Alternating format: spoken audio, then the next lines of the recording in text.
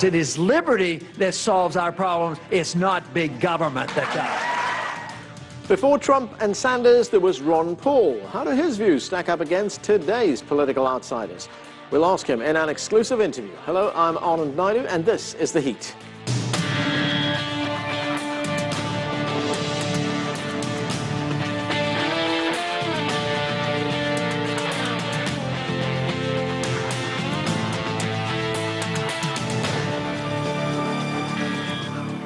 He ran 3 times for President of the United States, twice as a Republican and once as a third-party candidate. But Ron Paul's libertarian views, those of limited constitutional government, low taxes and free markets, put him outside the mainstream of American politics, which makes his take on this year's race for the White House all the more interesting. But before we get there, if you've been following the U.S. presidential election at all, you know the biggest headlines belong to 2 political outsiders or anti-establishment candidates, Republican businessman Donald Trump and self-described Democratic socialist Bernie Sanders. According to the latest Quinnipiac University poll, Trump's lead over his nearest Republican rival has soared to 20 points nationally, while Sanders has pulled into a virtual tie with former U.S. Secretary of State Hillary Clinton. Joining us now to talk about all of this is CCTV's Sean Calebs. And Sean, both Sanders and Trump scored decisive victories in New Hampshire. They have very different styles, but why are they resonating so well with voters? You know, they absolutely are, Anand. We just came back from spending a week on the campaign trail, and both Trump and Sanders have really hit a nerve.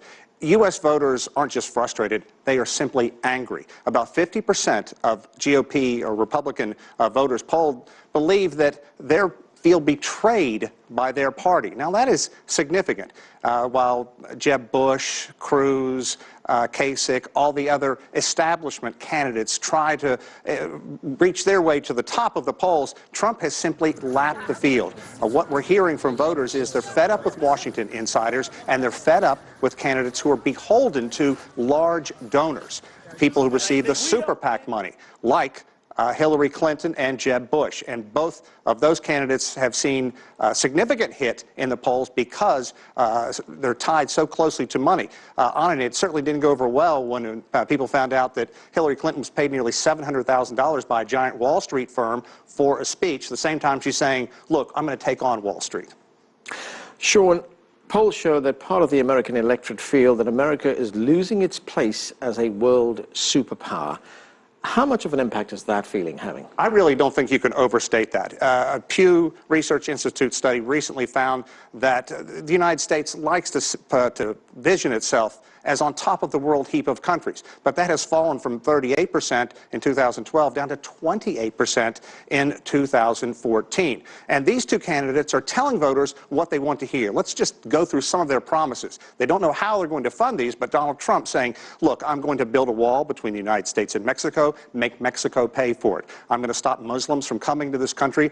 Any Syrian refugees that are here now, I'm going to kick them out and not let any more in. And that's playing well to middle America, who sees its grip slipping away. Now, as far as Bernie Sanders, you talk about the economic stagnation. It's very difficult to overstate just how frustrated Americans are. Many of them simply haven't rebounded from the awful economic crisis back in 2008. Well, Sanders is telling those voters what they want to hear. He'll give people free education, better health care system.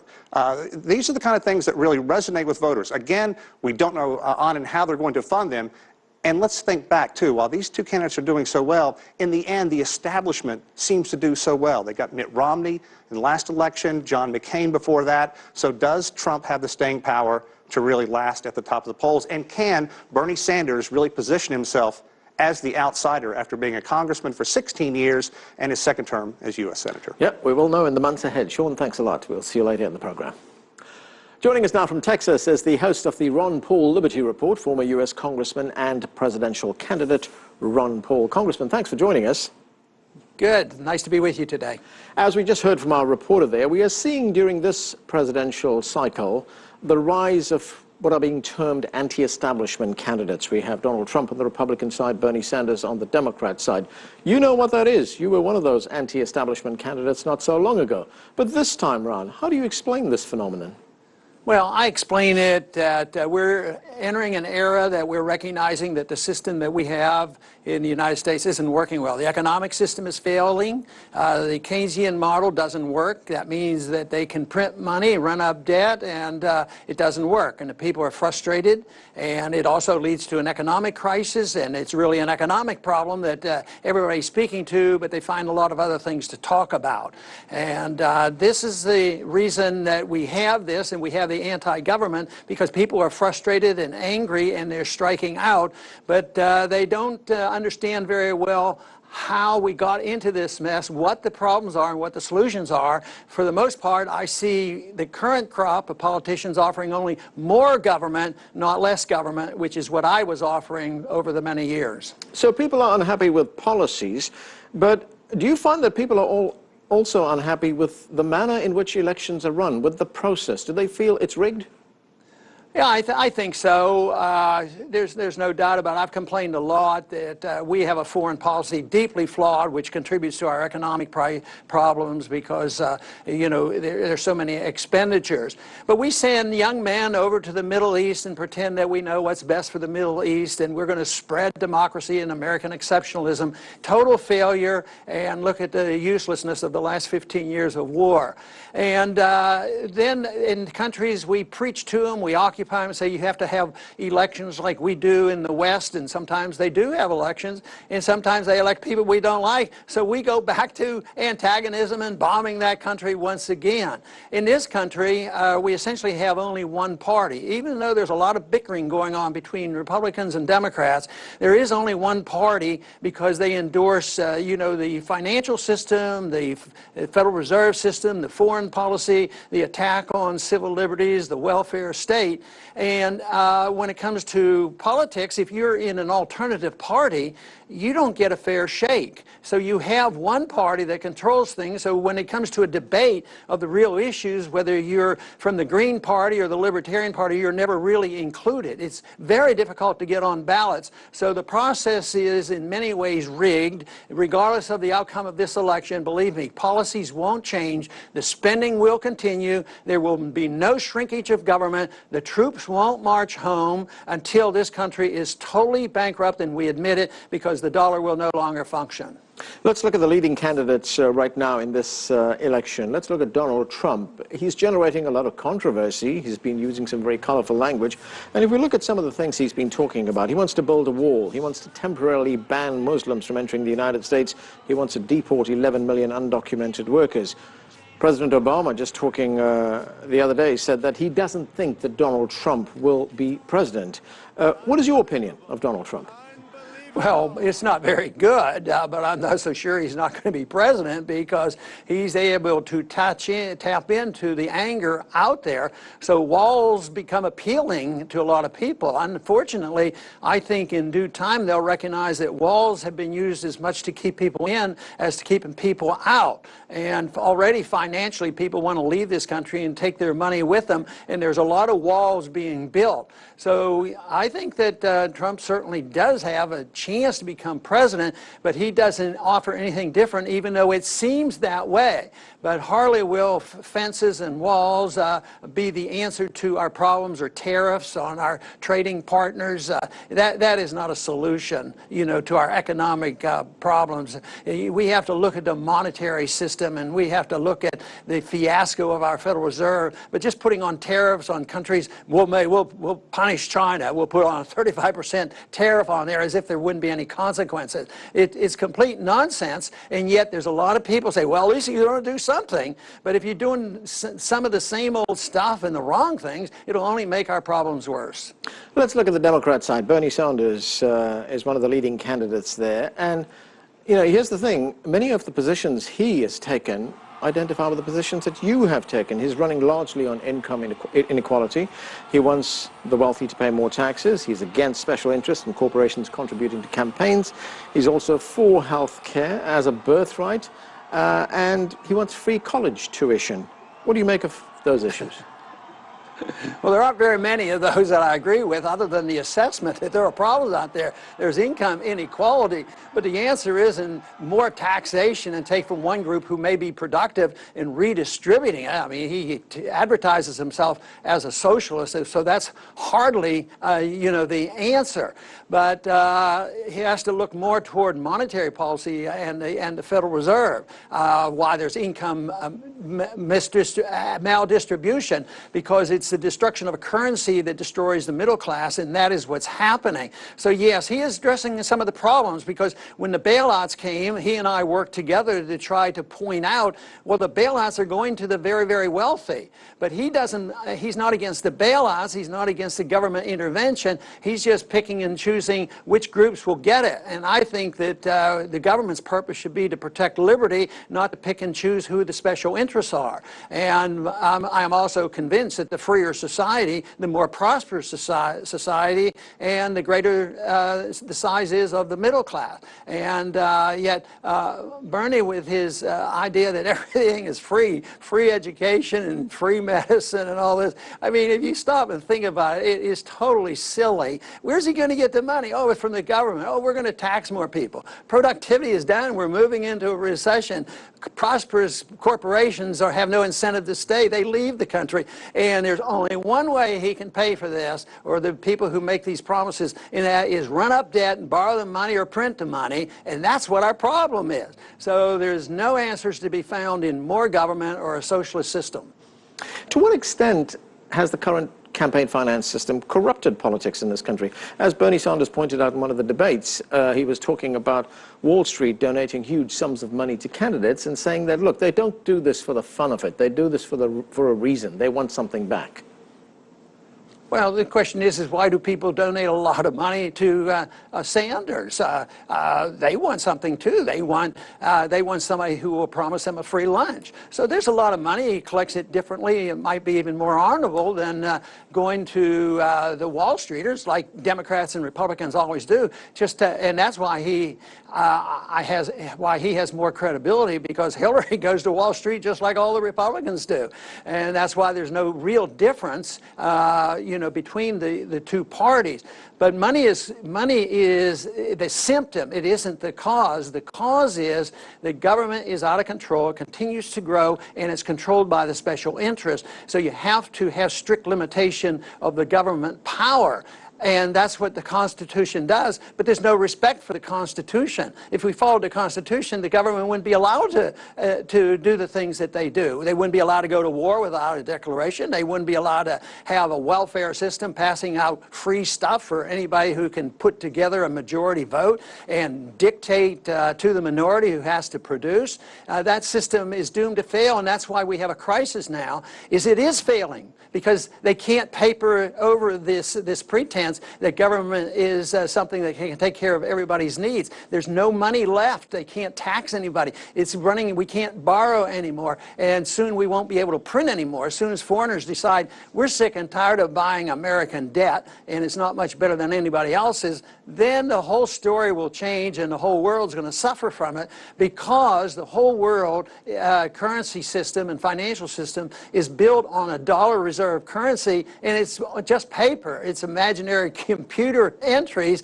So this is the real dilemma. They're unwilling to live up to the fact and admit the fact the government is too big and they spend too much money and they need to cut back, and we need to release creative energy by providing more liberty for the people, rather than saying that there's a government answer. There's no authoritarian on the left and no authoritarian on the right that said, well, I can fix this, just give me more power and I'll take care of everybody.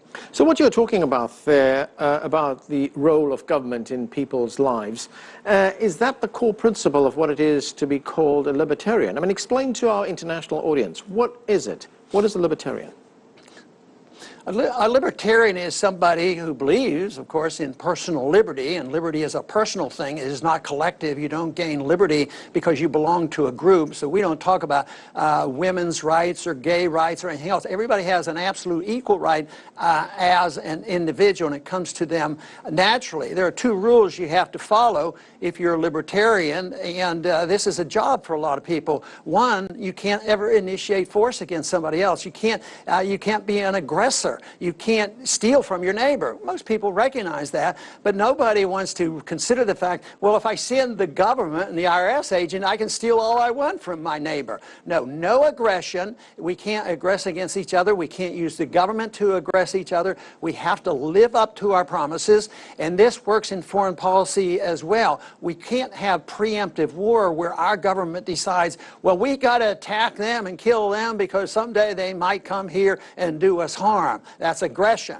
And the libertarian says no initiation of aggression. If you have a contract, which is so key in a free society, is if you write a contract and you agree to something, you have to follow through. You can't lie, cheat, or steal, or kill. I want to move on to one foreign policy issue. You said that the U.S. must continue to believe and be confident that trading with China is beneficial. How do you view the U.S.-China relationship? Well, a lot better off than they were than when I was in high school. You know, I was in high school, and one of my teachers was drafted, and he had been in World War II. He was drafted, would go to fight in Korea.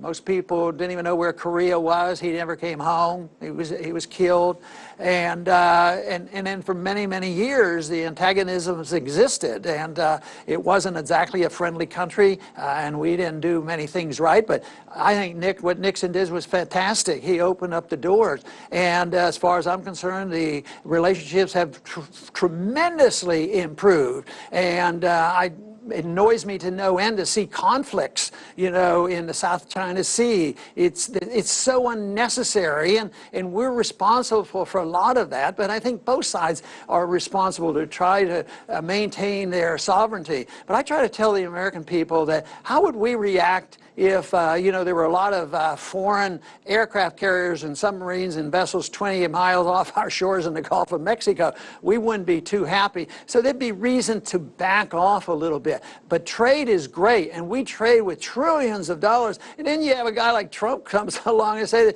I won't ever put up with any baloney from China. I'm going to punish China. We'll tax them, and they'll go out of business, not realizing that that's stirring up a trade war. And trade wars sometimes leads to these military conflicts. So I like free trade, and it's worked. I think that's one of the reasons that once we started talking to and trading with China, things got so much better. And even with Russia, things got so much better. But now there we are with a foreign policy that's doing the same thing with Russia, as if our government, you know, has to have a Cold War going on. It's so useless and unnecessary.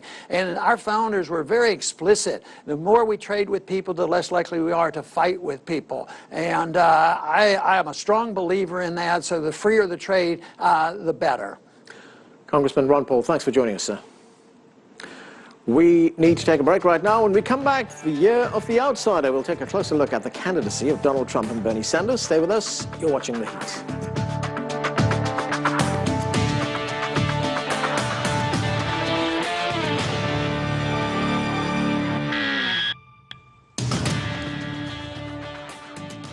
Welcome back. We're talking about the U.S. presidential election. Joining us from New York is Ben Norton. He covers politics for Salon Media Group.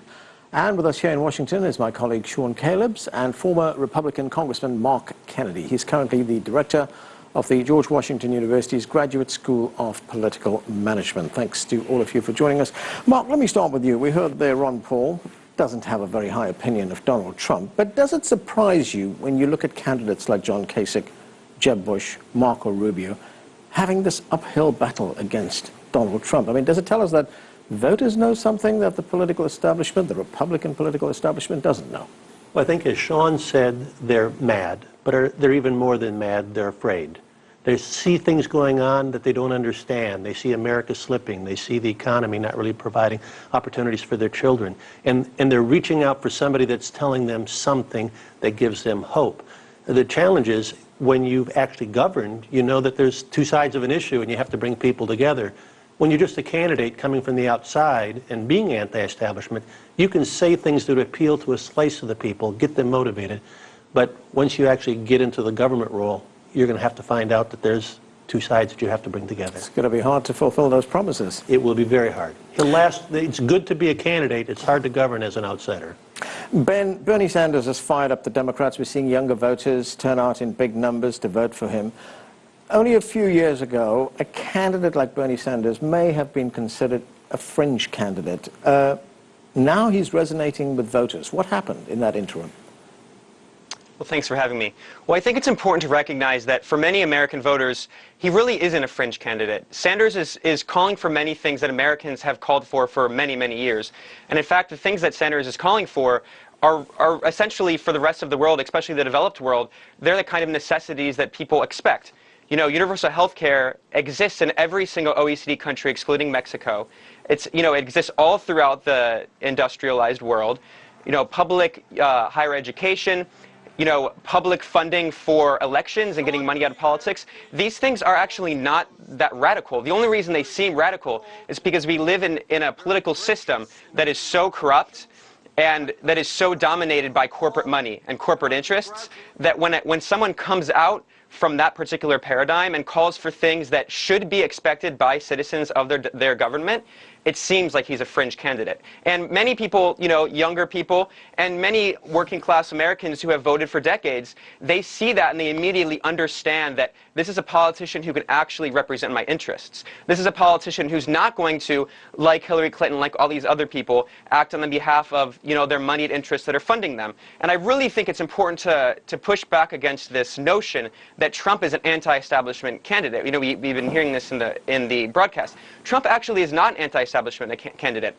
He criticizes the Republican establishment, but in terms of the actual corporate establishment, Trump is the archetypal, the very stereotypical epitome of the establishment. He himself is one of the richest people on the planet. He's in the Forbes top 500 billionaire list. He has $4.5 billion. The reason he's not beholden to corporate interests is because he himself owns an enormous corporation that has garnered him billions and billions of dollars. So when we're talking about fringe, it's important to recognize, well, a fringe of what? Well, it's true that someone like Sanders is a fringe in the U.S. political system, right. But the U.S. political system is so different and so extreme compared to other countries that he seems like a fringe candidate, when in many ways he's actually a very reasonable European-style social democrat. Right. Sean, what have you been hearing? You've been covering this election. You've been at the coalface, so to speak. We hear every day, voters are angry.